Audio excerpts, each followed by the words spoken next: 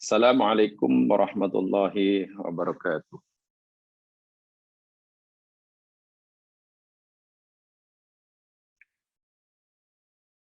Innal hamdalillah nahmaduhu wa nasta'inuh.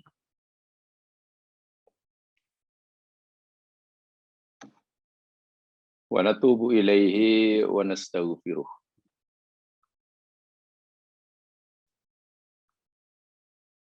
Wa na'udzu billahi min syururi anfusina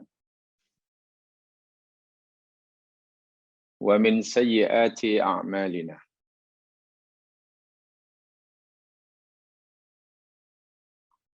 May yahdihillahu fala mudilla lahu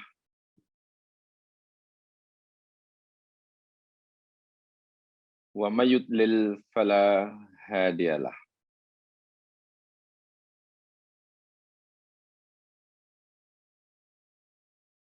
Allahumma shalli ala Muhammad wa ala ali Muhammad.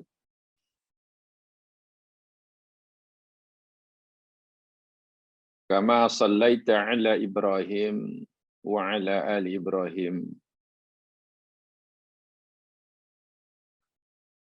Wa barik ala Muhammad wa ala ali Muhammad. Kama barakta ala Ibrahim wa ala ali Ibrahim.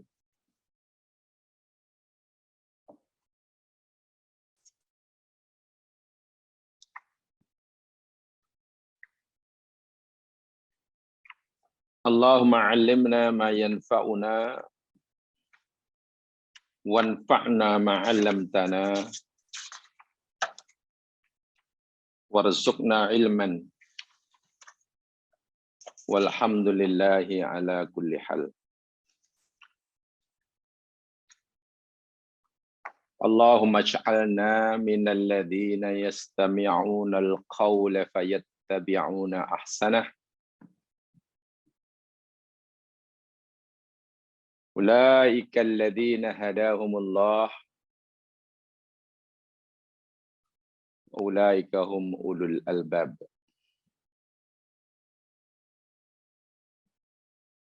Ya Allah, ya Tuhan kami, jadikanlah kami termasuk orang-orang yang mau mendengarkan perkataan.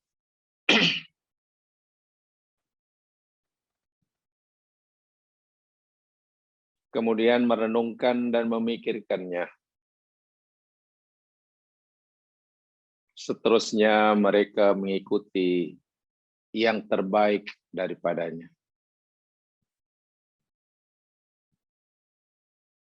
Karena orang-orang itulah, yang seperti itulah, orang-orang yang sentiasa Allah beri mereka petunjuk,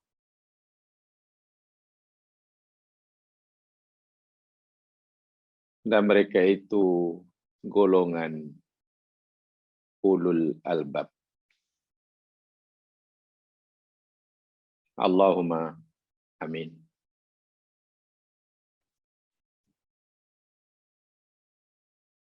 Para pendengar, akhi wa ukhti fil Islam, muslimin dan muslimat rahimakumullah.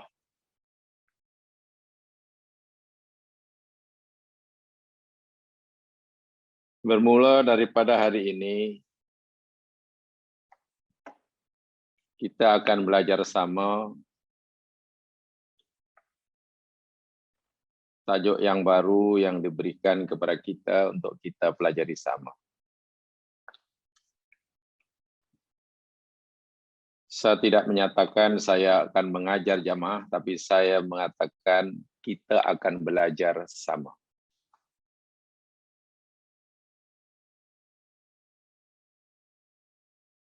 Yakni kaitan dengan at-tafakkur. Saya yakin semua telah ada buku at-tafakkur ini, mungkin sudah ada semuanya nih ya. Oh, tak nampak at-tafakkur ini. Semua sudah ada kah?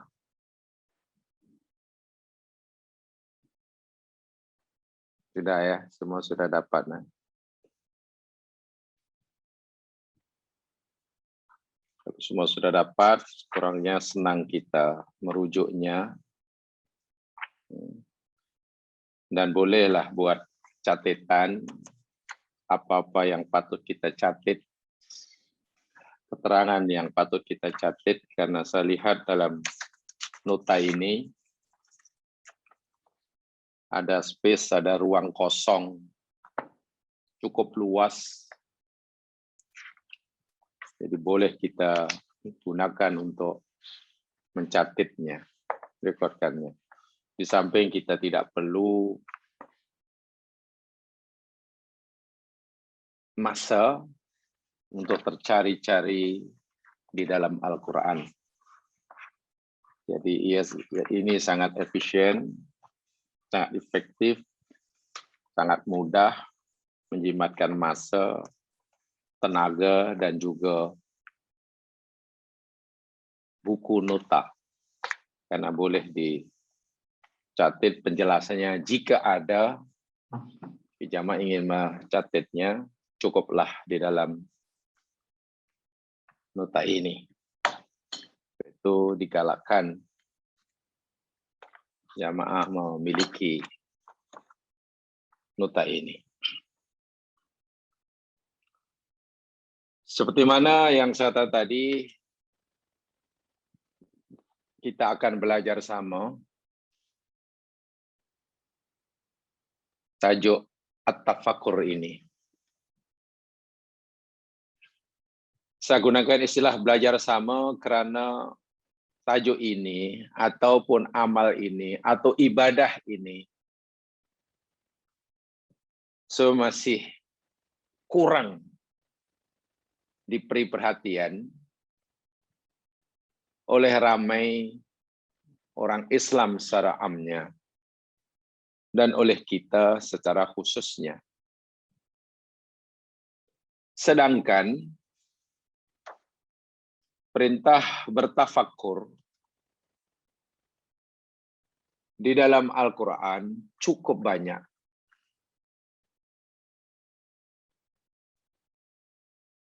Makanatut tafakkur, kedudukan bertafakkur di dalam Islam pun cukup mulia.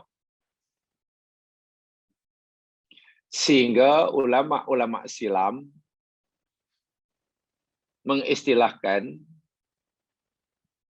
bahwa at-tafakkur fi khalqillah, berpikir khasnya tentang ciptaan Allah, mereka katakan sebagai al-ibadatul mahjurah.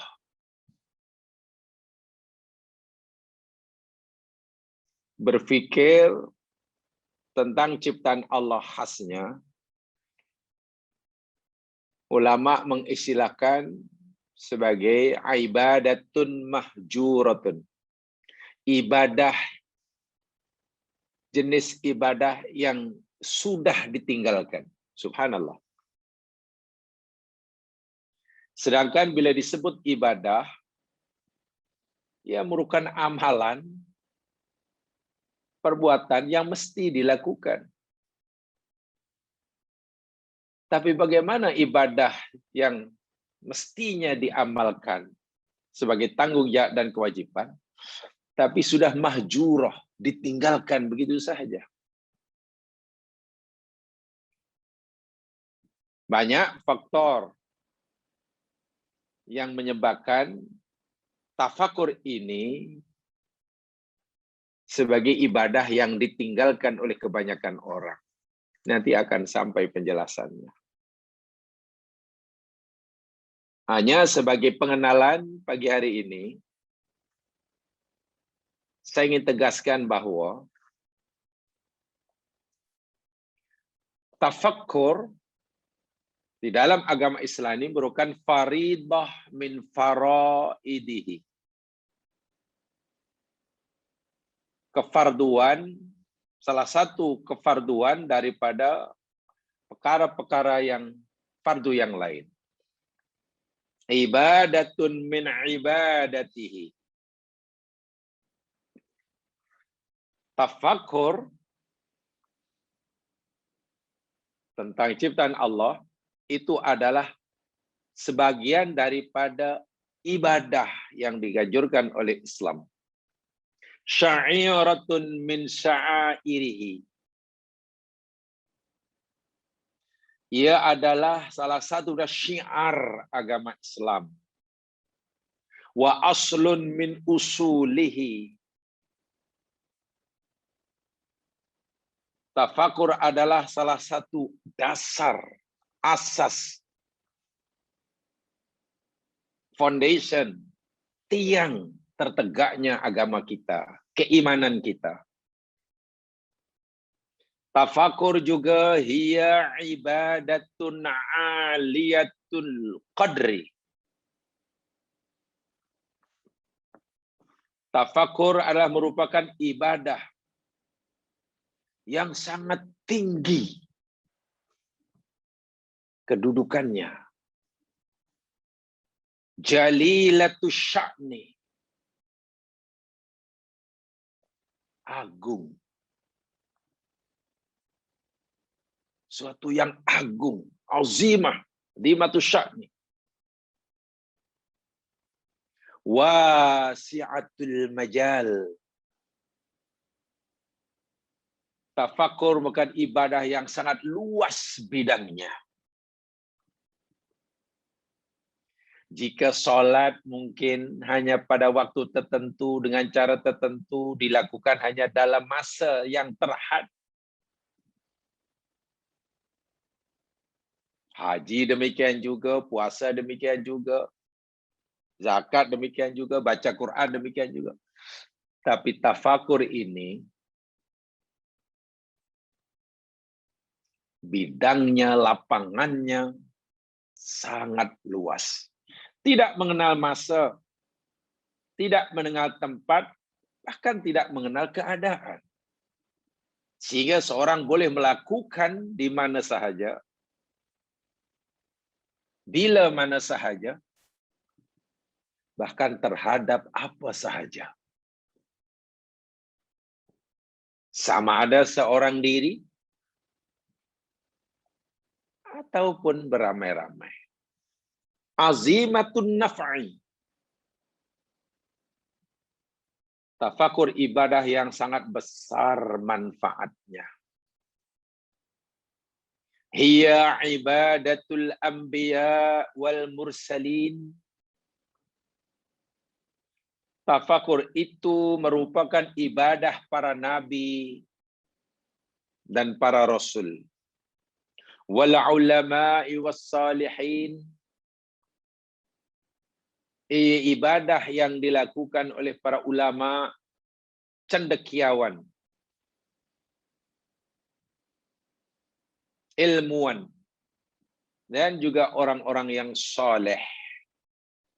Yuthabu 'alaiha al-muslimun wa yujaruna 'alaiha. Orang-orang muslim yang melakukannya akan diberikan balasan dan ganjaran. Bukan itu sahaja. Wa biha yataqaddamuna hadariyan fi jami'il majalatil ma'nawiyyah wal madiyah. Dengan tafakkur sesuatu bangsa, suatu kaum akan mencapai kemajuan tamadun. Sama ada tamadun dari segi kebendaan, zahiriyah, tapi juga kecemerlangan daripada segi batiniah, ruhaniyah. Kama hadathat fil usurid dhahabiyah lil Islam. Sebagaimana yang pernah berlaku pada zaman kegemilangan, keemasan Islam dahulu. Sebaliknya, amma intarakuha fa innahum ya'timun. Fa innahum ya'timun.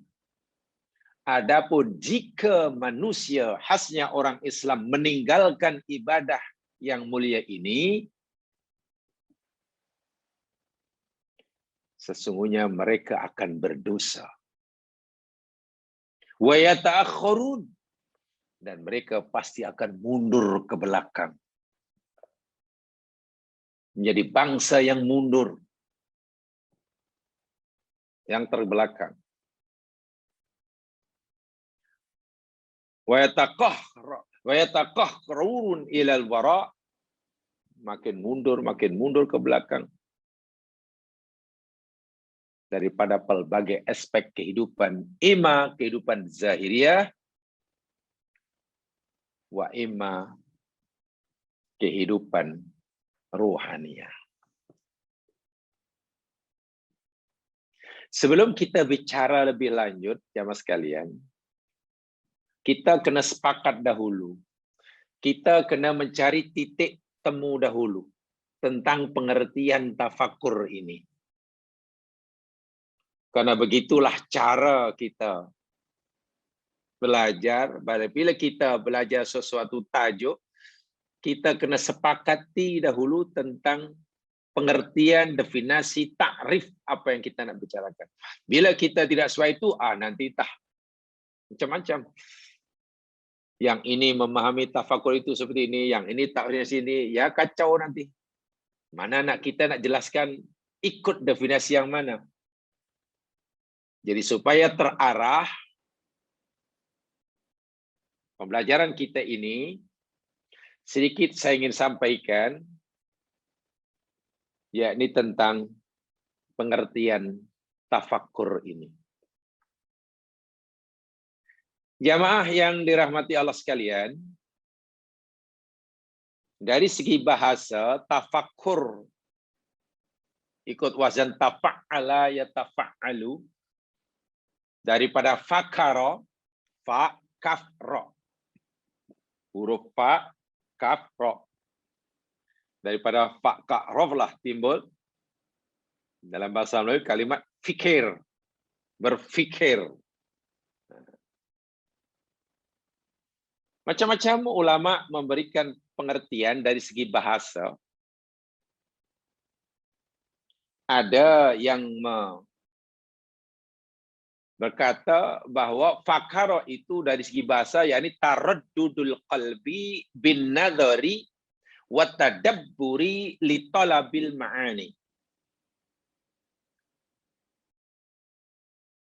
Fakara adalah taraddudul qalbi bin nadhari wa tadabburi li talabil ma'ani. Terjemahan bebas, fakara itu yakni kebimbangan hati. Bukan yakin. Kalau sudah yakin, kita tidak perlu berfikir.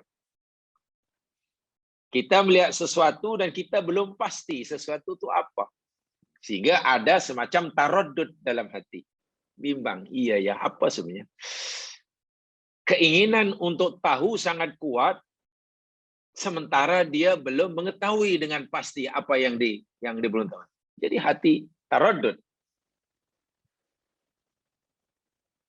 Bin nadhari, dengan memperhatikan, mengkaji dan tadabbur, tujuannya li talabil ma'ani, untuk mendapatkan makna atau pengertian yang dikehendaki, pemahaman yang dimaksudkan. Tengok sesuatu benda, tengok satu fenomena alam, dia ingin tahu sebenarnya apa hakikat di sebalik segala-galanya ini. Dia belum jumpa jawapannya. Selagi dia belum menemukan jawapannya dengan pasti yang boleh beri keyakinan, hati ini sentiasa bimbang, terumbang-ambing, ragu. Nah, untuk menghilangkan keraguan ini, dia akan terus memperhatikan, terus mengkajinya bagi mendapatkan pemahaman makna al-matlub, pengertian yang dikehendaki.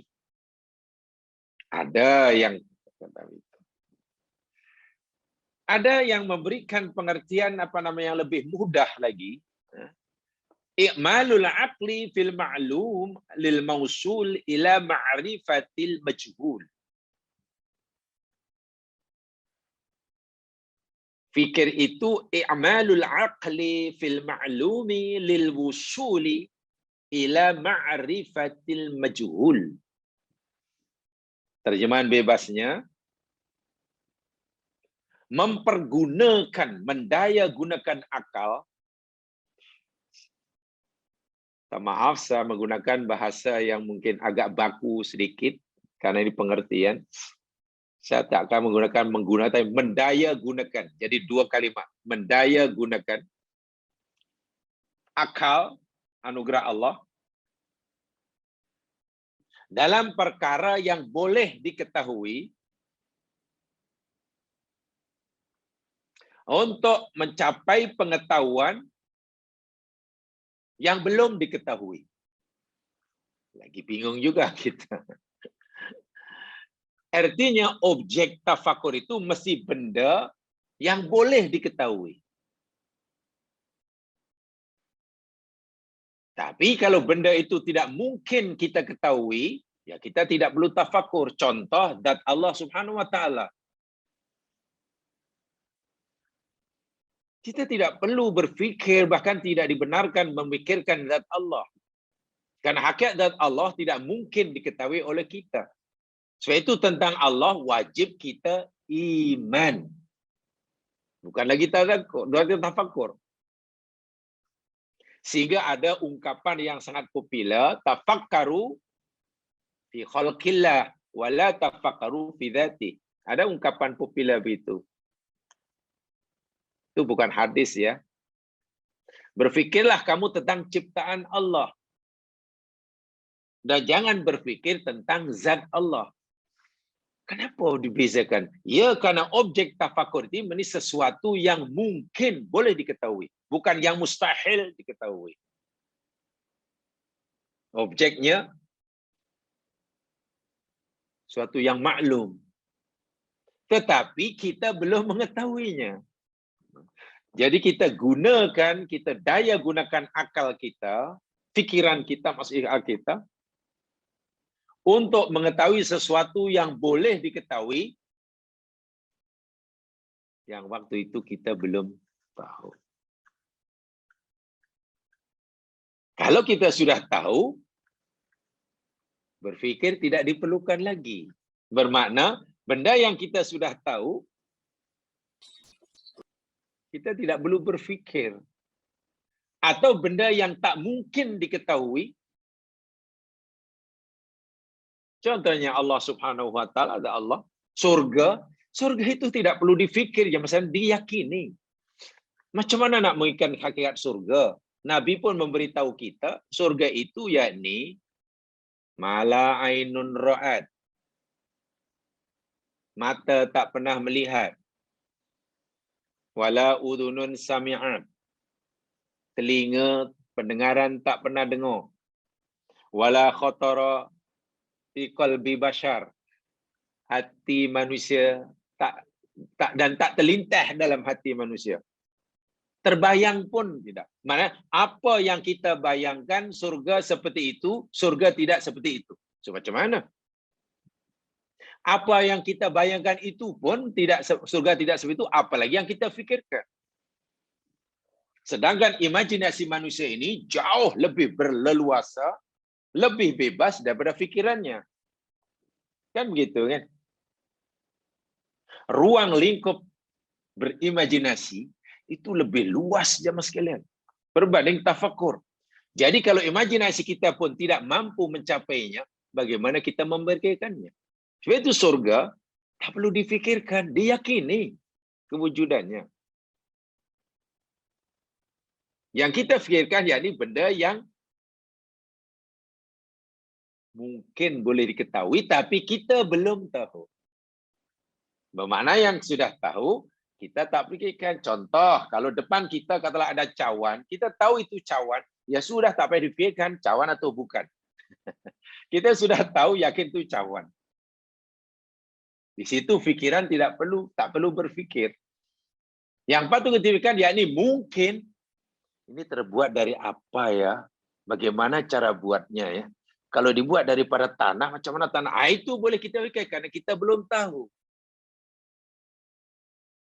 Karena kita hanya tahu itu cawan. Jadi objek pikiran kita bukan untuk mengetahui cawan atau bukan. Kalau sudah. Nah, surga macam mana? Mata pun tak pernah lihat, telinga pun tak pernah dengar, hati pun tak terlintas. Sedangkan bahan-bahan yang diperlukan oleh seseorang untuk berfikir itu, jamaah sekalian. Berfikir ini perlu bahan, perlu modal. Apakah bahan-bahan yang diperlukannya? Informasi yang disampaikan oleh dia. Apa yang dilihat oleh mata, apa yang didengar oleh telinga, apa yang dirasa oleh lidah, apa yang dipegang diraba oleh kulit umpamanya. Nah, informasi yang disampaikan oleh panca indera lah bahasa kita. Itulah yang bahan yang akan diolah oleh fikir kita. Oleh fikir kita. Nah, sekarang tadi, kalau surga dilihat pun tak boleh, didengar pun tak boleh, macam mana akal dapat bahan untuk buat kajiannya? Nah, saya itulah, fikir adalah mendaya gunakan akal terhadap sesuatu yang mungkin dapat diketahui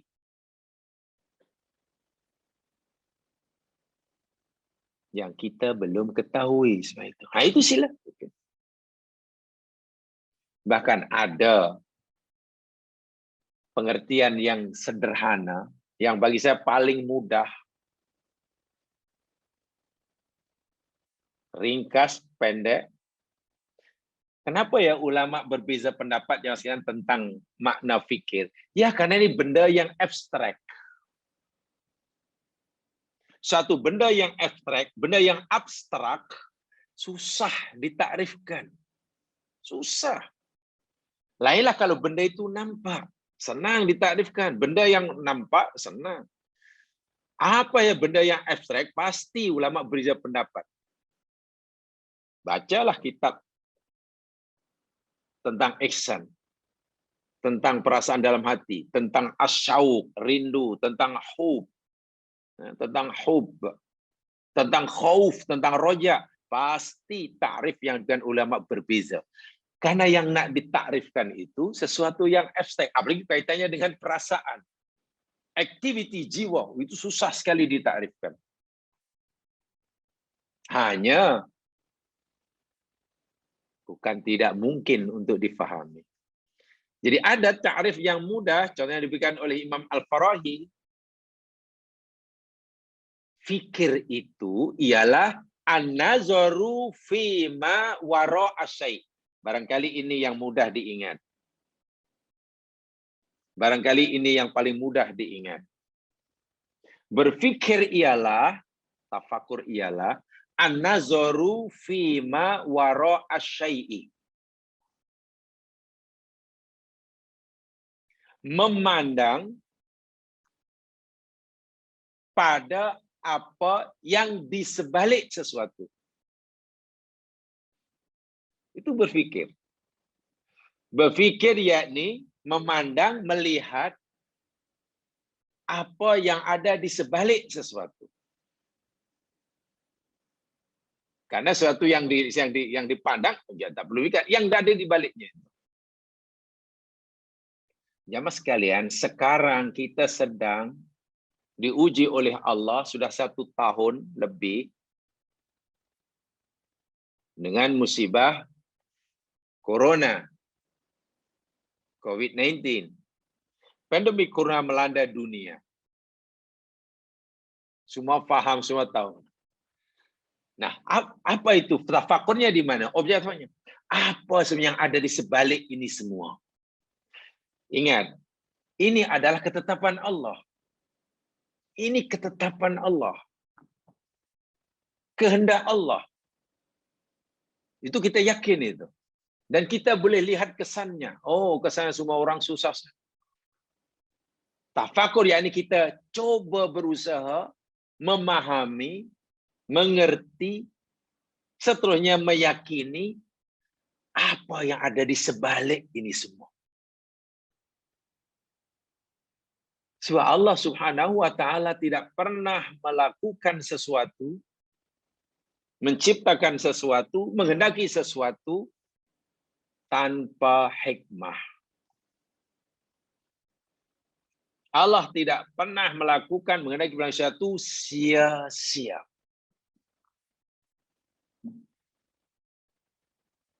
Nah, tidak sia-sia.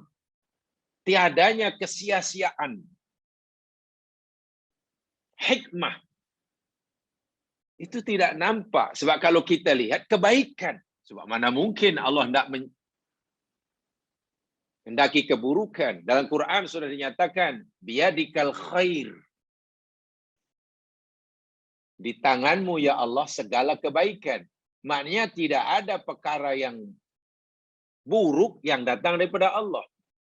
Semua yang datang daripada Allah adalah baik belaka. Semua baik belaka. Itu firman Allah apa? Biyadikal khair.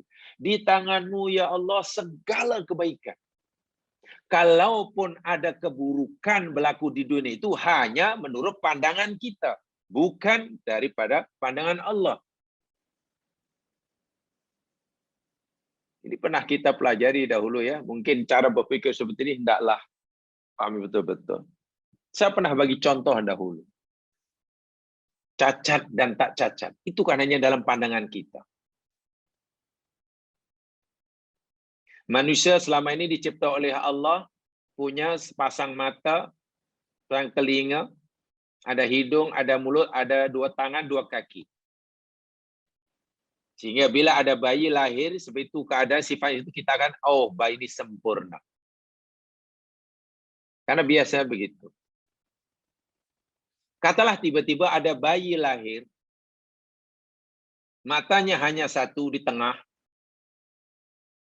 telinganya pun hanya sebelah, hidung malah 2 umpamanya, kaki sebelah, tangan sebelah. Kita kata, bayi ini cacat, kasihan nasibnya. Apalah dosanya. Kita akan kata cacat.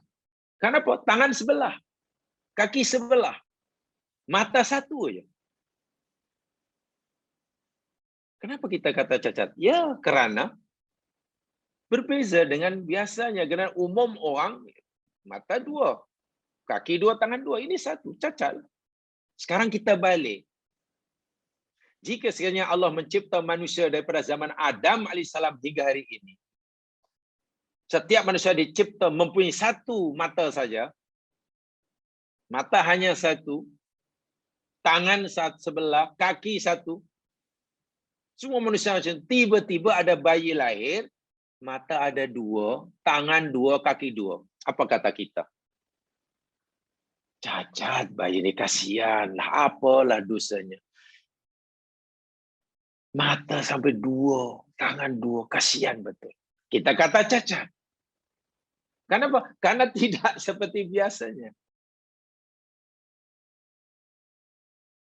Dan seandainya jumlah manusia sekarang ini, katakanlah jumlah penduduk planet bumi, katakanlah 7 bilion.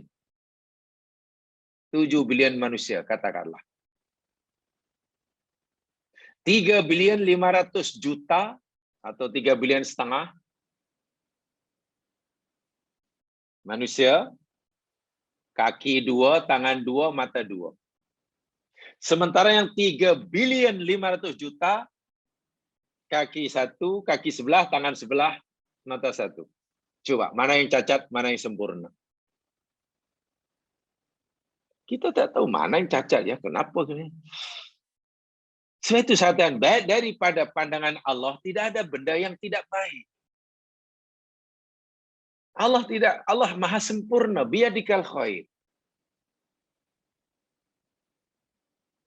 ada baik atau tak baik, itu kan hanya dalam pandangan kita. Sekarang, kalau kita tanya pada semua orang, menurut kamu, COVID-19 yang berlaku ini baik ke tak baik? Yes, pastilah spontan menjawab, ini tak baik, ini musibah.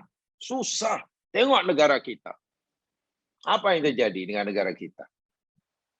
Apa yang sempurna gara-gara COVID-19 ini?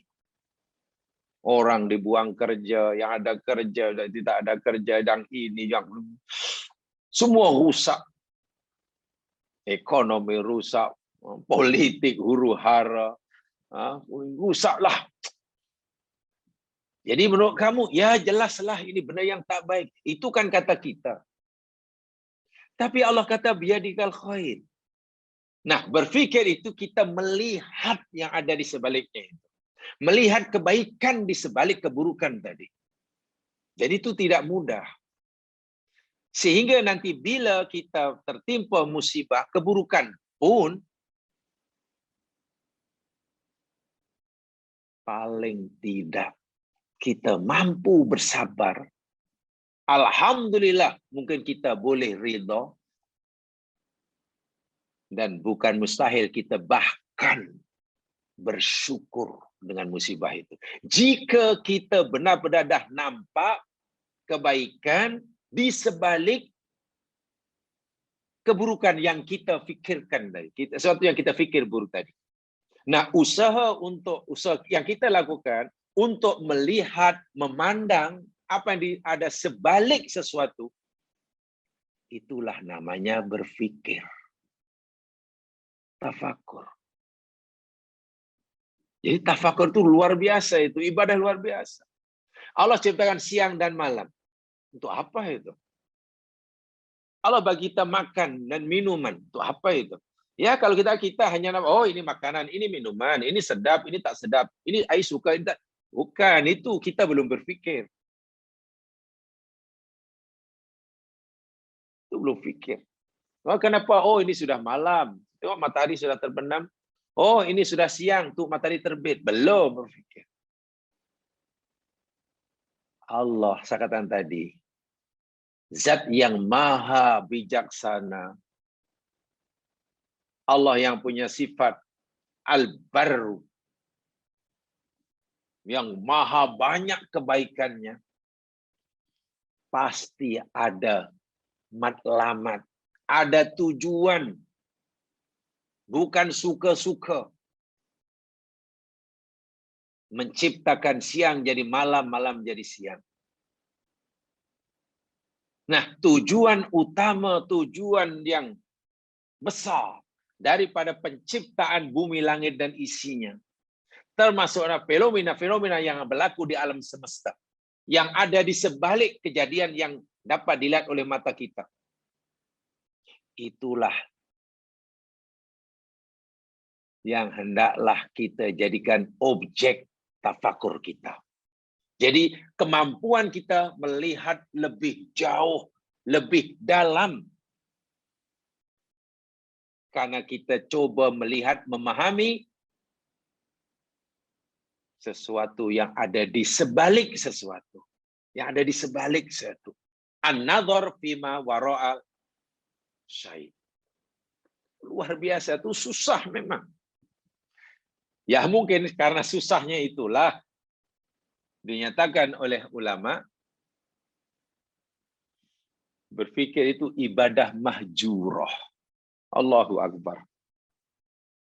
Mungkinkah seseorang itu dapat mengetahui apa yang ada di sebalik sesuatu yang dilihat? Sebab mata hanya melihat bendanya. Telinga hanya mendengar suaranya. Tangan hanya dapat merasa, meraba kasar atau lembutnya benda itu. Lidah mungkin hanya dapat membezakan manis ke pahit ke pedasnya.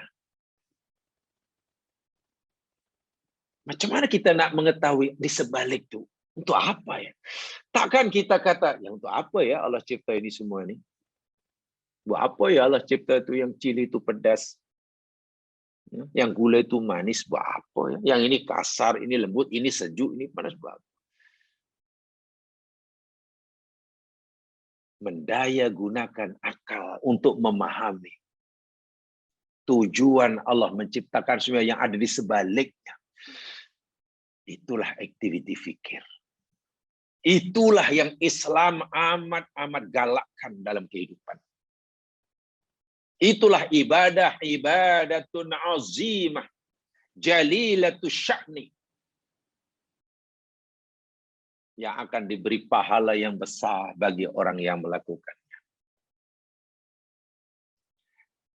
Jamaah sekalian, karena ibadah ini memang tidak mudah, ibadah yang satu ini tidak mudah. Tetapi perintah, dia tidak mudah, tapi kita kena paham, itu perintah agama. Ia memang susah, tapi bukan mustahil. Karena Allah tidak mungkin membebankan perintahnya kepada hambanya di atas kemampuannya. Tidak mungkin. Jadi bagaimana cara Allah memudahkan kita dalam menjalankan perintah tafakur ini? Ya mas kalian tadi sudah menyatakan bahwa berpikir itu sebenarnya yakni proses. Berpikir itu yakni proses yang berlaku di otak kita. Aktiviti yang berlaku di otak kita untuk mengolah dan menerjemahkan segala informasi yang masuk melalui panca indera. Tadi saya sudah nyatakan, mata kita ini sebagai tentera, alat untuk mendapatkan informasi. Diberikan pada otak sebagai bahan renungannya, bahan pertimbangannya. Kita lihat itu nampak. Kan nampak. Mata bagi maklumat, telinga bagi maklumat, lidah bagi maklumat. Segala maklumat informasi yang masuk diberikan kepada otak kita. Lalu otak kita berproses, mengolah, menerjemahkan informasi tadi. Menerjemahkan informasi tadi. Sehingga dapat menghasilkan makna, arti, konsep, pengertian, pemahaman, dan lain sebagainya. Itu cara dia. Ada orang pikir mungkin ada orang pikir kita jamaah sekalian melihat ini sebenarnya dengan mata kan. Kita kata mata itu melihat kan. Tapi tahukah kita sebenarnya hakikatnya kalau kita renungkan, saya tahu di antara jamaah lebih tahu daripada saya.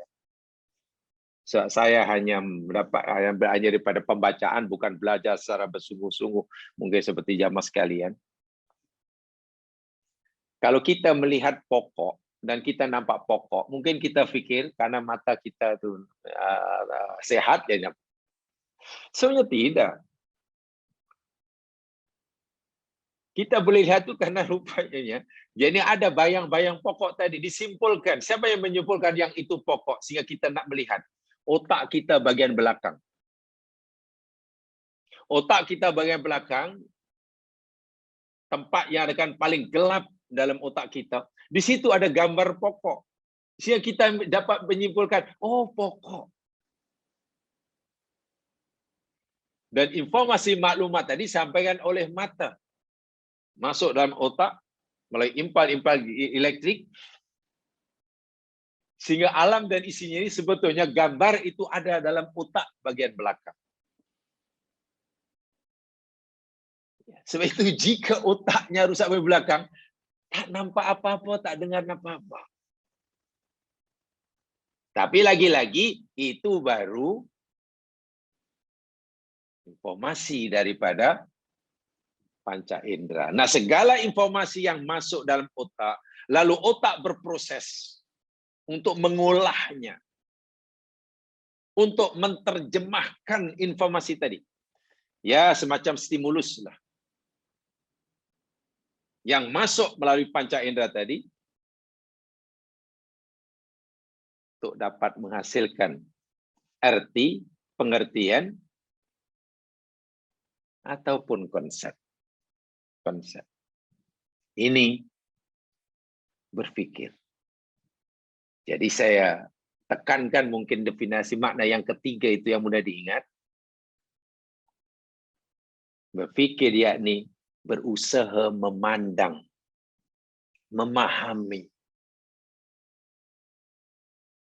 yang ada di sebalik sesuatu. Melihat bumi berpusing, hujan turun. Apa sebenarnya? Nah, itulah pikir. Dan itu tidak mudah.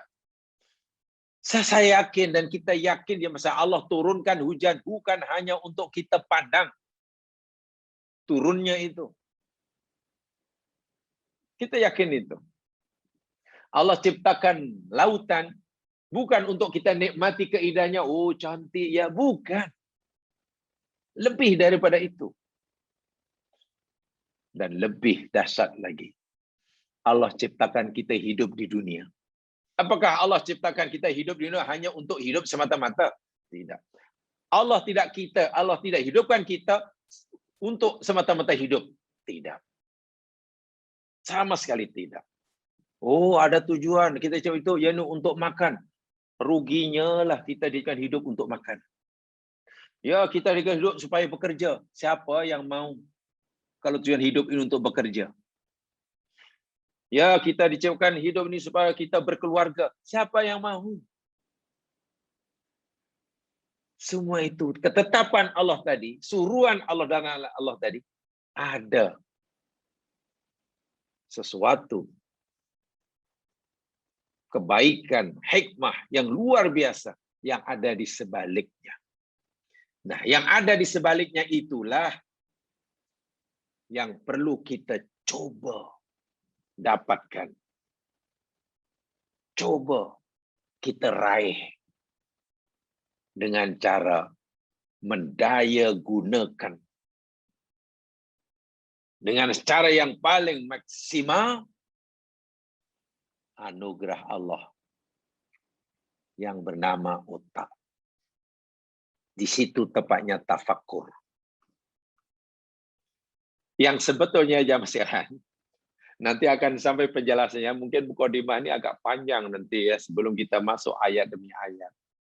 Karena memang tidak mudah menjelaskan ini.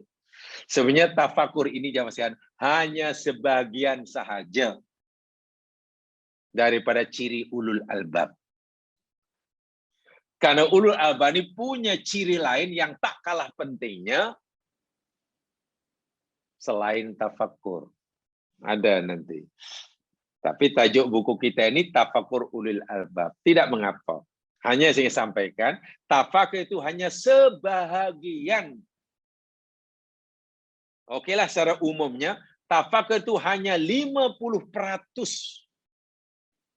daripada ciri ulul albab. Yang 50% lagi, nah ini tidak disebutkan. Nanti kita akan pelajari. Artinya kalau ada dua-dua ini, barulah ulul albab yang sempurna. Tapi mungkin ayat yang kita pelajari ini, kita hanya akan pelajari sisi atau aspek tafakkur mereka yang digelar ulul albab. Tidak mengapa. Barangkali begitu tujuannya. Jamaah yang dirahmati sekalian, akhti wa akhti billah.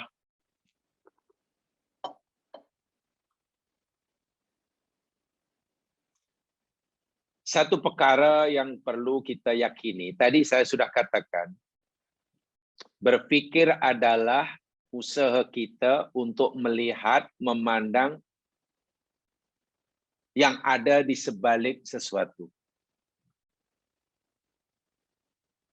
Di balik yang nampak, di balik yang kita dengar, di balik yang kita makan, di balik air yang kita nak minum.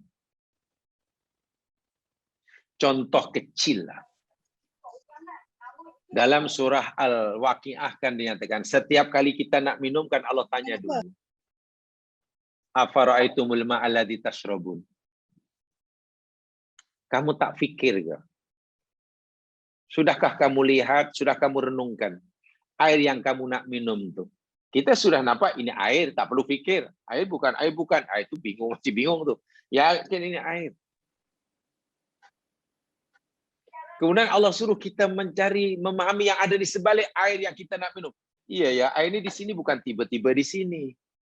Allah kata, antum anzaltumuhu minal muzni amil muzni. Kamukah yang menurunkannya daripada langit, awan atau kami? Akhirnya kita sebelum minum air, bila kita ingin mengamalkan ayat tadi, saya yakin kita akan berhenti sejenak, berhenti sebentar, lalu memikirkan bagaimana proses panjang yang dilalui oleh air hingga sampai depan kita untuk kita minum. Iya ya, Masya Allah. Kita hanya bicara tentang hujan, tentang ini, tentang panjang ceritanya baru nak minum. Mungkin kita mengambil masa beberapa ketika waktu beberapa minit, beberapa jam untuk merenungkan bagaimana perjalanan air daripada mula hingga sekarang berada di depan kita dalam gelas untuk kita minum. Ketika kita tenggelam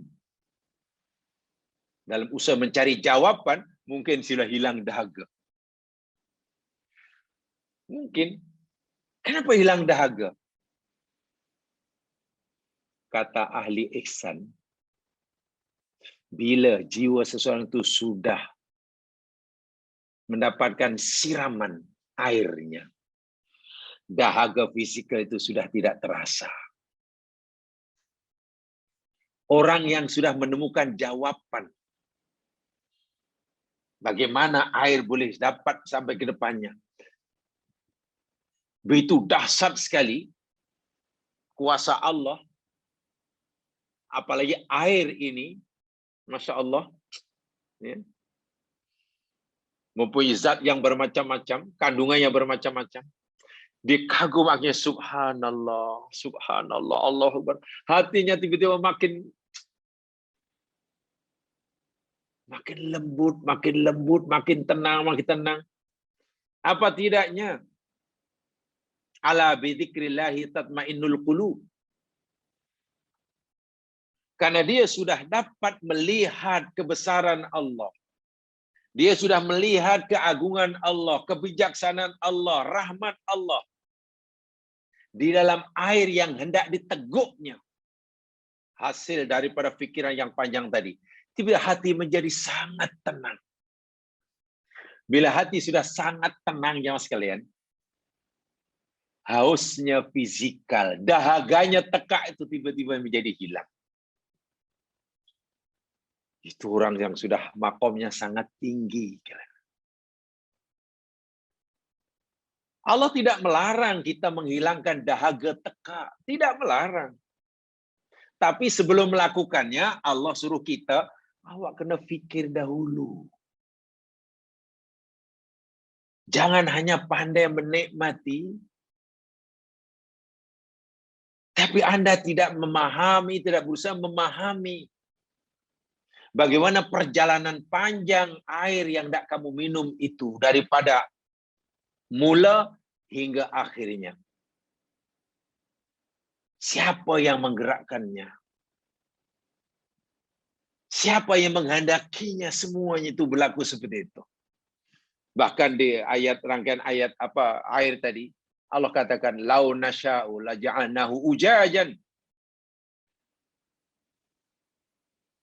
Apabila kami kehendaki, air yang kamu nak minum itu pasti ja'alnahu ujajan, pasti kami jadikan ia tetap masin. Karena memang asalnya masin. Ia bercampur dengan garam di laut. Macam mana ada molekul air boleh naik dan memisahkan dirinya daripada garam? Kenapa garam tidak ikut naik ke atas? Kamu tak nampak itu kuasa aku. Seakan-akan Allah kata, lihat dahulu kuasa aku itu. Lihat rahmatku. Lihat kebijaksanaanku. Bila kamu sudah lihat itu, nanti hati kamu akan menjadi tidak haus dan kamu akan kata subhanallah, subhanallah, masya Allah, alhamdulillah, subhanallah. Sehingga kita dapat menghargai walaupun hanya setetes air. Kita akan dapat menghargai, mensyukurinya. Tak terlintas langsung dalam hati untuk membazirkannya. Walaupun air itu mudah didapat, katalah. Disinilah akhirnya Nabi sebenarnya telah mengajarkan ini. Ketika Nabi melihat sahabat berwudu menggunakan banyak air, Nabi tegur tidak.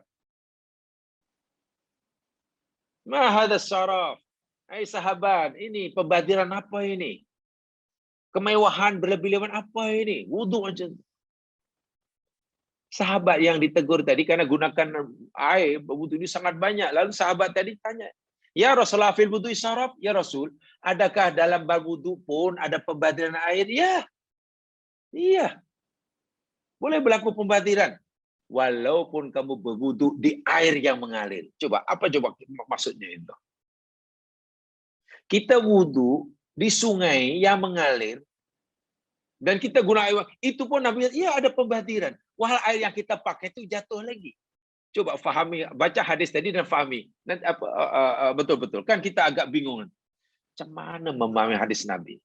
Nabi kata, boleh dikira mubadir bila menggunakan air berlebihan untuk berwudu, walaupun punya di air sungai yang mengalir. Coba, tak pening kita memahami apa pembadiran yang dimaksudkan oleh Rasulullah. Tapi bagi Nabi SAW mengajarkan kita, bila kita sudah paham akan kuasa Allah, bagaimana perjalanan air, bagaimana proses air tadi pada alif hingga ya, sehingga berada di gelas depan kita, yang Quran pelajari tadi. Akhirnya jangankan segelas kita buang jamaah sekalian, satu titik pun kita tidak akan tergerak, tidak akan sampai hati untuk membuangnya.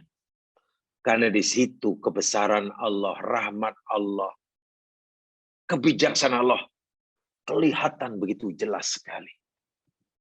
Dan itu hanya boleh kita dapatkan dengan proses berpikir. Sebab itu ibadah yang, oh Masya Allah. Masya Allah. Akhi wa ukhti fillah. Seperkara yang perlu kita yakini. Lam yakhluqillahu ta'ala hadzal alam lihajatihi ilaihi. Allah Subhanahu wa ta'ala tidak menciptakan alam semesta ini bagi keperluan dirinya. Subhanallah, tidak. Allah tidak menciptakan alam semesta ini untuk kepentingan dirinya. Tidak sama sekali. Subhanallah. Allah ghaniyun. Kalla. Fahuwa subhanahu wa ta'ala ghaniyun 'anil 'alamin. Karena Allah Subhanahu wa ta'ala ghaniyun, la yahtaj ila ghairihi, bal yahtaju ilaihi ghairuhu. Allah ghaniyun karena Allah itu tidak berhajat kepada selainnya. Sebaliknya selain Allah lah yang berhajat kepadanya. Ya ayyuhalladzina amanu. Allah berfirman, macam mana itu? Ya ayuhan nas, wahai sekalian manusia, antumul fuqara ilallah. Wahai sekalian manusia, antumul fuqara, kamu ini berhajat, perlu kepada Allah. Wallahu wal ghaniyul hamid. Dan Allah itu maha kaya, tidak berhajat, dan maha terpuji. Begitu, kalau tidak salah Allah dalam surah Fatir itu ya. Itu dalam surah Fatir. Ayat berapa itu? Ya. Saya lupa ayat berapa surah Fatir. Tapi ayat mula-mula lah. Jamaah rujuk aja baca surah Fatir pada awal sampai akhir jumpalah. Ya ayuhan nas antumul fuqara ilallah. Wallahu wal ghaniyul hamid. Surah Fatir ayat berapa? 12 lah, 15 kah berapa? Boleh dilihat. Saya ulangi. Allah mencipta segala makhluk alam bukan untuk kepentingannya, bukan, karena dia ghaniyun. Ghaniyun. Mustahil bagi Allah Subhanahu wa taala, mustahilun ayahtajal khaliq ila khalqihi. Mustahil Allah sebagai khaliq berhajat kepada makhluk ciptaannya. Mustahil. Mustahilun yahtazur razzaq ila man yarzuquhu wa ma yarzuquhu. Mustahil Allah yang punya sifat ar-razzaq, maha memberi rezeki, berhajat kepada hambanya yang diberi rezeki atau pada rezeki yang diberikannya. Mustahilun yahtajul mudabbir ila man yudabbiruhu wa ma yudabbiruhu. Mustahil Allah Subhanahu wa taala yang maha mentadbir alam semesta memerlukan makhluk manusia yang ditadbirnya dan apa dan pentadbirannya. Sebaliknya, hadhil kainat, semua yang mawujud ini jamaah sekalian, al-muhdatsah yang Allah ciptakan, yang Allah adakan, huwal muhtajat hajatan daimatan ila khaliqiha. Sebenarnya semua makhluk inilah yang berhajat terus-menerus kepada penciptanya. Fi bidayatiha, fi binaiha, fi istimrariha. Berhajat ketika ia mula diciptakannya, ketika ia dalam proses penciptaannya menuju kesempurnaannya, berhajat padanya untuk melangsungkan kewujudan keberadaannya, dan seterusnya, dan seterusnya. Tetapi, ada tetapinya. Adakah walaupun Allah menciptakan makhluk bukan untuk kepentingannya, karena ia tidak berhajat pada makhluknya, sebaliknya makhluk yang diciptakanlah yang terus berhajat kepada Allah. Kita berhajat pada Allah, Allah tidak berhajat pada kita. Lalu segala keperluan kita disediakan oleh Allah, contohnya alam dan isinya ini Allah siap untuk kita. Adakah, pertanyaan, adakah alam dan isinya, bumi dan isinya yang disediakan oleh Allah untuk memenuhi keperluan kita di sini? Allah turunkan hujan hanya untuk kita minum, adakah hanya untuk itu? Allah tumbuhkan tumbuh-tumbuhan dengan pelbagai buah-buahan hanya untuk kita makan semata-mata. Allah tumbuhkan pelbagai tanaman sayuran untuk kita makan sebagai bekalan zat makanan. Adakah hanya semata-mata untuk itu? Allah ciptakan siang dan malam. Adakah semata-mata bila malam supaya kita boleh tidur, boleh rehat, dan siang supaya boleh bekerja dan bekerja dapat ini? Adakah hanya semata untuk itu? Jawabannya tidak.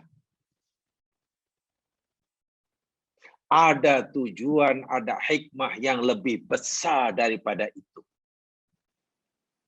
Ada yang lebih besar daripada itu. Dan hikmah yang lebih besar daripada itu, matlamat yang lebih mulia, lebih agung daripada itu, ada di sebalik ciptaan tadi. Ada di sebalik yang kita nampak tadi. Hikmah yang besar itu ada di sebalik manisnya rasa mangga. Manisnya rasa mangga itu nikmat. Betul. Tapi ada hikmah yang besar. Diciptakannya mangga manis itu ada di sebalik. Ya, di sebaliknya itulah yang kita disuruh mencarinya. Dengan fikir. Dengan fikir. Ini garam masinnya, subhanallah. Kenapa masin? Yalah masin. Lalu kita kata, ya masin ini ya tujuannya supaya nanti penyedap makanan. Kalaulah umpamanya makanan tak kita masak, Tak ada garam, tentulah tawar, tak sedap. Jadi memanglah tujuan Allah menciptakan garam ini sebagai penyedap masakan, namanya. Jawaban itu tidaklah salah, tapi juga belum betul. Karena pertanyaannya, adakah betul Allah Subhanahu wa taala menciptakan garam ini semata-mata hanya sebagai penyedap masakan? Coba kalau pertanyaan begitu kan jawabannya tidak. Tidak. Sebab kalau tujuannya jamaah sekalian hanya penyedap makanan, bila Allah menghendaki, makanan akan jadi sedap. Sayuran masak jadi sedap walaupun tanpa garam. Kan sedap tidaknya yang kita rasa itu bergantung pada masya Allah.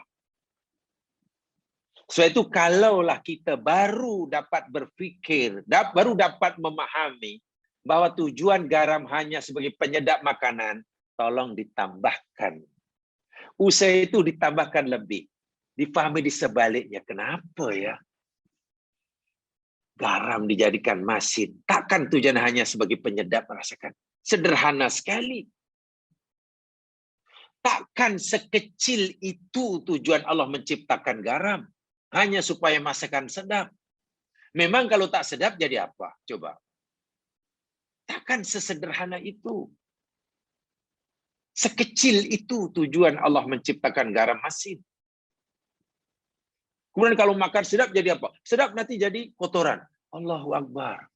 Pasti ada tujuan matlamat yang lebih besar. Yang ada di sebalik. Nah, yang di sebalik itulah yang kita akan belajar sama ini. Tidak mudah. Saya yakin, saya sendiri merasa tidak mudah. Nah, merasakan itu. Ya sedikit sebanyak lah. Sedikit sebanyak dahulu belajar itu sajalah. Walaupun tidak banyak, kadang-kadang sedikit sebanyak. Karena dalam belajar dulu tafsir, memang ada subjek khas, oleh pensyarah khas, ayat-ayat kauniyah. Bukan ayat-ayat hukum. Ayat-ayat kauniyah, ayat-ayat komunikasi, ayat tentang Allah itu memang diajarkan khas. Ya sedikit saya tahu. Karena tentu gurunya lebih banyak yang tahu. Yang lebih tinggi belajarnya lebih tahu. Dan memang tidak mudah. Kita masih dalam proses untuk melajari itu. Untuk belajar Saya itu berpikir itu hendaklah menjadi activity yang dilakukan oleh kita yang sepatutnya setiap masa. Saya ulangi. Karena memahami apa yang ada di sebalik sesuatu yang menjadi tujuan penciptaan Allah Subhanahu wa taala itu perkara yang sangat penting. Dan untuk memahaminya tidak boleh tanpa berpikir, maka aktiviti berpikir, tafakur, hendaklah dilakukan oleh kita setiap masa. Setiap masa. Tidak boleh sekali-sekala, apalagi sama sekali. Tidak boleh. Rugi, kita rugi sungguh, sangat rugi. Ini ayat tadi saya katakan, ulama Islam mengistilahkan berfikir ini sebagai ibadah mahjurah tadi. Ibadatun mahjuratun. Ibadah yang sudah lama ditinggalkan oleh ramai manusia. Cemana ibadah ditinggalkan? Sholat itu alhamdulillah masih ramai yang melakukannya, makin bertambah. Puasa, Masya Allah. Haji jangan tanya. Kalaulah tidak ditetapkan kota dia, tak tahulah, tenggelam tuh Makkah. Karena jumlah orang yang berkeinginan untuk melaksanakan fardu haji, tak dapat dibendung. Kutipan zakat makin meningkat. Orang ingin mempelajari ilmu agama, khasnya di Lembah Kelang ini, kelas-kelas agama tak pernah sepi. Maknanya bertambah, ibadah yang itu bertambah, tambah. Semakin ramai peminatnya. Tapi bayangkan, jika ibadah yang sangat utama juga dalam agama, sudah lama ditinggalkan. Apa dia itu? At-tafakkur. Ibadatun mahjurah. Ibadatun mahjurah. Sebab itu tadi katakan, aktiviti berfikir hendaklah dilakukan oleh kita setiap masa. Setiap masa. Sebab manusia ini mempunyai pelbagai keistimewaan dan kelebihan dibandingkan dengan makhluk lain. Kelebihan yang Allah kurniakan kepada kita sudah jelas, jamaah sekalian. Keistimewaan yang Allah anugerahkan kita sudah tahu semuanya, yakni akal fikiran kita. Akal fikiranlah yang membezakan dengan makhluk lain secara kualitatif. Secara kualitatif, kita ini berbeza dengan makhluk lain karena akal kita. Bahkan sesama kita pun akan berbeza secara kualitatif dari akalnya. Orang yang berusaha mendaya gunakan akalnya secara maksimal sebagaimana yang Allah kehendaki, tentulah kualiti orang itu tak sama dengan orang lain yang hanya menggunakan anugerah akalnya 20%. 30%. Ya, kualiti kita pun akan apatah lagi kita dengan, minta maaf, hayawan, binatang. Memang tak sama, mereka tidak diberi anugerah itu. So itu jangan heran. Saya ulang lagi, jangan heran. Jangan terkejut. Jika manusia yang Allah anugerahkan akal fikiran, yang fungsinya yakni untuk memahami apa yang ada di sebalik sesuatu, tetapi ia tidak menggunakannya sama sekali, jangan heran jika Allah samakan makhluk yang bernama manusia ini kal an'am, seperti binatang ternak. Itu Allah yang kata tuh. Saya ulangi. Perbezaan kita dengan makhluk lain, satu di antaranya kita ini diberi keistimewaan. Keistimewaan itu ya ini berupa akal fikiran, kemampuan untuk berfikir, berakal berfikir itu. Itu kita. Memang beza ya, nanti mungkin apa ya? Ya banyak yang perlu disampaikan sebenarnya. Untuk sementara saya macam belum membezakan. Sebenarnya jamaah sekalian, akal dan pikiran itu benda yang berbeza sebetulnya. Nah, akal dan pikiran itunya benda yang berbeza sebetulnya. Tapi karena kita sudah telanjur menyamakannya, jadi kalau kita tak tahu bezanya nanti bingung memahaminya. Tapi apa yang saya pelajari dahulu lah, antara akal dan pikiran itu benda yang berbeza sebetulnya. Benar-benar. Tapi penggunaan sehari-hari seakan-akan sama. Kita ini ada akal, pikiran. Akal kita biasa menyebutnya sekali. Akal pikiran kita. Bahkan kalau kita tanya orang, awak tak ada akal? Awak tak ada pikiran? Tak apalah, untuk sementara kita anggap sama ya, walaupun sebenarnya berbeza. InsyaAllah nanti dalam pelajaran berikutnya, jika ada kesempatan dan mungkin menyuai itu, mungkin saya tunjukkan apa perbezaan antara aklun, akal, dan fikiran. Dalam kami dahulu belajar perbezaan antara akal dan rasio. Rasional. Antara akal dan rasio itu berbeza tuh. Itu berbeza. Saya yakin di antara jamaah yang mungkin sangat mendalami dalam masalah psikologi, tahulah itu bezanya. Mungkin dalam pelajaran psikologi itu dipelajari itu. Karena dahulu saya hanya belajar Al-Quran, tidak mendalami psikologi, jadi yang ingin saya sampaikan berdasarkan Al-Quran sajalah. Dan Al-Quran. Baik, saya ulangi. Keistimewaan yang Allah berikan pada manusia berbanding makhluk lain itu akal dan pikirannya. Bahkan ya, yang membezakan kita sesama manusia dengan orang lain, perbezaan yang sifatnya kualitatif, itu pun yakni bergantung pada pendaya gunaan akalnya, pikirannya. Yang mendaya gunakan pikirannya dengan maksimal, tentulah kualiti hidup orang ini di dunia dan Allah Subhanahu berbeza dengan orang lain yang menggunakan daya pikirannya mungkin hanya 6%, 7%, 10%.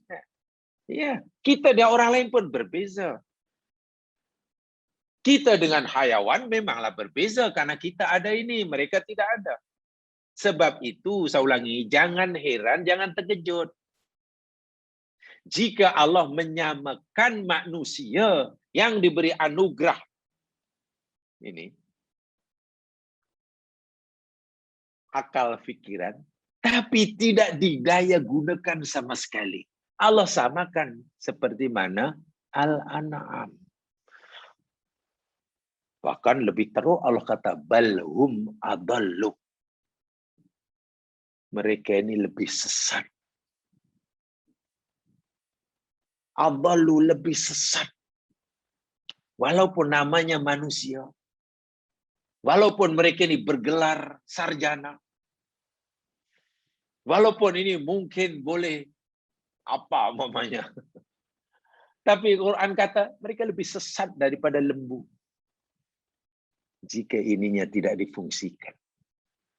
Nah, dan fungsi akal, fungsi pikiran tadi jangan salah paham. Fungsi utamanya, fungsinya banyak. Salah satu fungsi utamanya an-nazar bima wara'a syai'.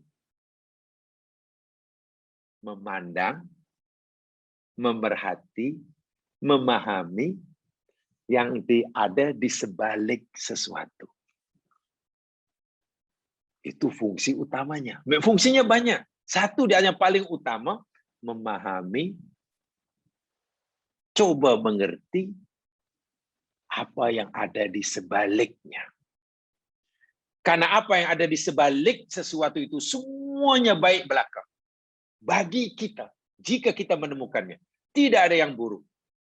Di sebalik musibah ada kebaikan kita, di sebalik dibuang kerja ada, di sebalik sakit yang menimpanya, di sebalik aksiden, di sebalik hilang barang, di sebalik kematian, di sebalik bencana alam, di sebalik naik pangkat dan kedudukan, jawatan, di sebalik kesehatan. Kalau kita melihat yang di sebaliknya yang Allah sediakan, semua baik belaka. Semua balik baik belaka untuk kita. Tapi bila kita tak nampak jemaah sekalian, mungkin apapun yang Allah ciptakan buat kita, mungkin ya saya kata mungkin, akan menjahanamkan kita. Allah bagi sehat pun orang itu semakin teruk. Makin jauh daripada Allah, apalagi dibagi sakit. Allah bagi kekayaan pun ia semakin jauh daripada Allah, apalagi Allah bagi miskin. Diberi kekuasaan pun oleh Allah, semakin menjadi-jadi, apalagi hilang kuasa. Itu jika akal tidak berfungsi melihat di sebalik itu. Ada tujuan Allah, ada tujuan yang besar, ada hikmah yang besar di sebalik anugerah Allah kepada kita berupa sehat, berupa senang, berupa harta benda, berupa sakit, hilang barang. Nah, hikmah itu semuanya baik belaka untuk kita. Raihlah yang itu. Sebab kegagalan kita melihat ke belakangnya bukan mustahil. Dibagi nikmat malah menjadi-jadi. Dibagi musibah malah mengeluh. Saya itu Nabi sederhana sekali. Memuji orang yang menggunakan akal, contoh orang dengan akal yakni orang mukmin, Nabi sederhana sekali dalam sabdanya. Ya, saya yakin semua orang sudah paham betul. Hadis itu sudah paham. Ajaban li amril mu'min. Ma'ina amru kullahu khair. Sungguh menakjubkan sekali, ajaib sungguh urusan orang mukmin ini, karena semua urusannya baik belaka baginya. In asobathu sarra sakar bahwa khairullah. Jika mukmin dapat kebaikan, dia bersyukur dan itu baik baginya. Wa in asobahu sarra wa idahu darra sabar. Dan bila menimpa kepadanya kesusahan, ia sabar dan itu baik padanya. Itu tidak ada kecuali pada mukmin. Sederhana sekali. Nah, macam mana untuk jadi orang mukmin yang baik itu? Gunakan akal melihat di sebalik kejadian itu, di sebalik yang nampak. Karena di sebalik yang nampak itu semuanya baik belaka buat kita. Allah sediakan kebaikan. Baik belaka. Contohlah jamaah sekalian, bila Allah melarang kita umpamanya suatu perbuatan, jangan buat umpamanya. Jangan buat, jangan mencuri umpamanya. Ya, kebaikan yang ada si balik mencuri ini sangat banyak. Kebaikan kita di dunia. Bila orang itu mengharamkan mencuri, bila setiap orang itu mengharamkan mencuri, mengharamkan dirinya mencuri harta orang lain, hakikatnya ia melindungi harta dia sendiri. Karena bila ia mengharamkan mencuri harta orang lain pun akan mengharamkan dia mencuri orang lain. Jadi orang yang tidak mengambil harta orang lain, hakikatnya ia melindungi harta sendiri, selamat karena tidak ada pencurian. Itu nikmat, itu kebaikan yang ada di sini. Belum lagi di akhirat bila dilanggar. Akhirnya dengan larangan itu, hatta larangan pun, Masya Allah ini nikmat. Dilarang mencuri, dilarang mengumpat, dilarang minum arak. Nikmat belaka. Walaupun mungkin hatinya menyukainya. Disuruh ini, disuruh itu, nikmat belaka. Orang yang sudah biasa melihat di sebaliknya. Yang ada hanya baik. Bertambah-tambah kebaikan. Bagi susah tambah baik, bagi senang tambah baik, siang tambah baik, malam tambah baik. Bahkan Tuhan kata, wa walladzi ja'ala al-laila wan nahara khilfah liman arada ayyadhakkaru aw arada syukura. Dialah Allah yang menciptakan siang dan malam silih berganti. Apa tujuannya? Liman arada ayyadhakkaru. Memberi peluang bagi siapa yang ingin bersyukur, ingin tadzakur dan ingin bersyukur. Tadzakur itu benda yang baik, tasyakur itu benda yang baik. Sehingga siang ke malam, malam jadi siang, ke panjang, ke pendek, ke sejuk, ke panas, bagi orang yang dapat melihat kebaikan yang Allah sediakan di sebalik tercipta siang dan malam, hanya menambah kebaikan aja. Dia tak kisah ni musim sejuk ke panas ke, ada api ke tak ada api ke, siang ke malam ke, kebaikannya bertambah-tambah. Itu karena dia melihat kebaikannya tadi. Jadi tak pernah mengeluh hidupnya. Tak pernah mengeluh. So itu saya tadi. Orang yang menggunakan ini, kualiti hidupnya berbeza. Jadi secara kualitatif memang berbeza antara kita dengan manusia yang lain, apalagi dengan hayawan. Akal pikiran kita, jamaah sekalian, yang menjadi sumber, masdar ilmu intelektual. Ya, sebelah intellectual knowledge lah. Apa bahasa Melayunya? Intellectual knowledge. Ya, sumber ilmu lah. Ilmu. Yang menghasilkan pengetahuan melalui proses pemikiran,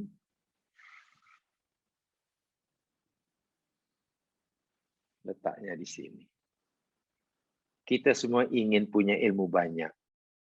Semua kita ingin punya intellectual knowledge bagi meningkatkan kualiti hidup. Sedangkan sumber tenaga yang boleh menggerakkan ke arah itu semua di sini. Sekarang bagaimana jika yang di sini kita mandulkan? Kami dulu ada satu istilah, kata pensara saya itu, saya masih ingat ya. Sekarang nih banyak rancangan-rancangan TV waktu itu, banyak di luar sana itu. Ya, satu kegiatan, satu aktiviti, satu apa saja yang sebenarnya ya ini itu merupakan proses pemandulan akal sehat. Saya masih ingat istilah beliau, proses pemandulan akal sehat. Artinya kalau kamu melibatkan dalam aktiviti seperti itu, bergiat dalam itu, dengan apa itu, TV, radio, nah akal sehat kamu nanti lama-lama jadi mandul. Jadi bila mandul tidak berfungsi. Seronok iya, karena waktu itu kita tidak menggunakan pikiran, tidak pikir, kita gunakan keinginan. Kita gunakan keinginan. Subhanallah. Jadi jamaah sekalian, ini sebagai pengenalan ya untuk sidang pertama ini. Masih banyak yang saya ingin sampaikan sebelum kita baca ayat-ayat secara satu persatu. Karena saya berpikir sebenarnya saya kata tadi, yang kita nak bicarakan ini sesuatu yang abstrak. Satu abstrak. Yang keduanya, ya, satu tajuk, satu perkara yang sudah agak lama dan ramai daripada kita terlepas pandang. Terlepas pandang. Sedangkan ianya perkara yang sangat penting. Sehingga, saya ulangi sekali, sarjana dan Islam mengistilahkan sebagai ibadatun mahjurah. Bayangkan, ibadah yang ditinggalkan. So macam mana nak menarik orang, macam mana nak menarik kita untuk melakukannya. Sedangkan ibadah ini sudah lama ditinggalkan, bahkan diabaikan. Bila sudah terlalu lama diabaikan, ditinggalkan oleh ramai orang, bergenerasi, walaupun tidak semua, jadi nak menarik semua, ya susahlah. Sebab tidak punya daya tarikan. Orang yang sudah merasa meninggalkan, ya karena kan tidak dianggap tidak penting. Berbeda dengan sholat. Kalau sholat baru ditinggalkan, insya Allah senang nak menarik orang untuk melakukan semula. Orang tak puasa baru tahun ini, insya Allah senang mengingatkan untuk puasa semula. Karena baru ditinggalkan. Rasa bersalah itu masih sangat kuat. Perasaan bersalah masih sangat kuat bila benda yang sepatutnya dibuat itu baru ditinggalkan sekali dua. Tapi kalau sesuatu yang sudah lama ditinggalkan generasi demi generasi, macam mana kita nak menariknya semula? Sedangkan rasa bersalah sudah tidak ada. Itu yang dihadapi oleh pemikir-pemikir kini, sarjana Islam ini, yang begitu prihatin tentang keadaan umat Islam karena meninggalkan perintah agama demi tafakur ini. Ya, bacalah artikel-artikel kini yang dikeluarkan oleh sarjana Muslim kini. Satu di antara menjadi perhatian mereka, cemana nak menggerakkan manusia ini supaya akalnya dituju. Jangan akal pikiran dituju pada benda yang sifatnya benda semata-mata. Mereka sangat risau memikirkan bagaimana jika pendapatan merosot. Mereka sangat risau bagaimana jika tidak segera punya rumah. Bagaimana? Itu tidak salah. Tapi ada objek yang perlu difikirkan, benda yang perlu difikirkan, yang lebih serius. Tapi ditinggalkan. Ya, itu pastilah. Pengaruh luar itu sangat kuat ya. Ya, kata orang itu satu daya ada pengaruh budaya hedonisme. Satu daya hedonisme, itu sudah jelaslah. Tapi kita tidak boleh ya terus menyalahkan faktor luaran, tak boleh. Ya, faktor dalam pun kena disalahkan. Ya, karena lemahnya kita itu pasti. Nak menyalahkan orang luar, menyalahkan Yahudi, apa gunanya? Yahudi memang selalu menjahanamkan kita. Yahudi selalu jahat pada kita. Jadi kalau tak habis-habis kita hanya terus menyalahkan Yahudi, sementara kita tidak berusaha untuk buat pertahanan yang kuat, ya apa artinya? Apa ada orang Islam yang memuji Yahudi? Kan tidak ada. Yahudi ini dikutuk ke tak dikutuk macam itu. Jadi menyalahkan pihak luar bagi saya tidaklah salah, tapi kurang bijak. Kita sendiri kena mencari apa puncanya. Sebab itu saya katakan tadi, mungkin saya akan memberikan agak panjang lebar nanti tentang mukadimahnya ini, sebelum kita masuk ayat demi ayat, karena saya merasa untuk itu semuanya. Ya mas sekalian, setakat ini saja untuk hari ini. Mudah-mudahan sedikit memberikan arah apa yang kita nak pelajari. Lagi sekali saya sedih mengakui tidak mudah mempelajari tajuk ini. Sebab itu saya katakan kita belajar sama. Saya tidak memposisikan saya sebagai pengajar. Kita belajar bersama. Sebab itu bukunya sama, ya, sama. Mudah-mudahan Allah mudahkan usaha kita supaya kita benar-benar dapat mengamalkan ibadah yang utama tetapi sudah lama ditinggalkan ini. Sudah lama ditinggalkan ini. Kurang lebihnya mau dimaafkan. Mari kita dengan bacaan takbir kifarah. Subhanakallahumma bihamdika asyhadu an la ilaha anta astaghfiruka wa atubu ilaik. A'udzu billahi minal innal insana lafi khusr. Alladziina aamanu shalihat wa tawassaw bil haqq wa tawassaw bis sabr. Assalamualaikum warahmatullahi wabarakatuh.